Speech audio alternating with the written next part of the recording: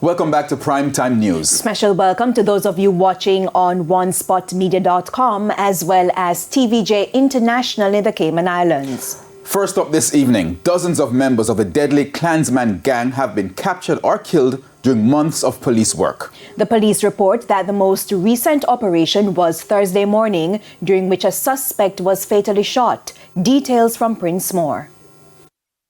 According to head of the JCF's Crime and Security Portfolio, Deputy Commissioner of Police Fitz Bailey, 9 months of police work culminated with a major success on Thursday. This morning, December 28, 2023, a joint task force conducted a major anti-gang operation at several locations within the parish of St. Catherine, during which members of the vicious Clans gang were taken into custody.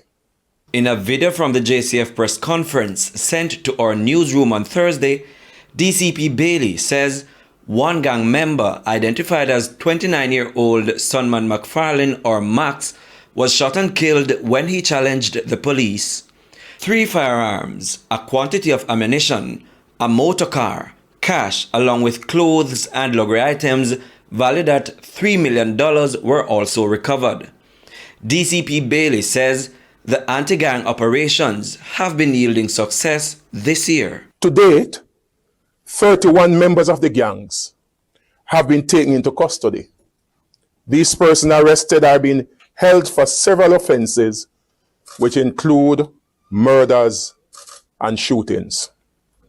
This particular investigation focused on the section of the gang under the direction of the incarcerated leader, Tesha Miller, OC Hombre of De La Vega City, Spanish Town, St. Catherine. Insisting that the JCF's anti-gang initiative is working, DCP Bailey listed the Clansman gang among the top 5 criminal organizations in Jamaica.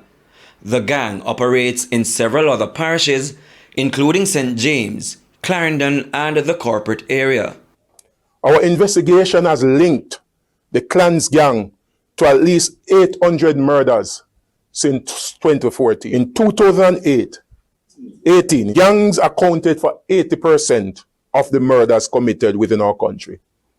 This year, it accounted for 67% of the murder recorded.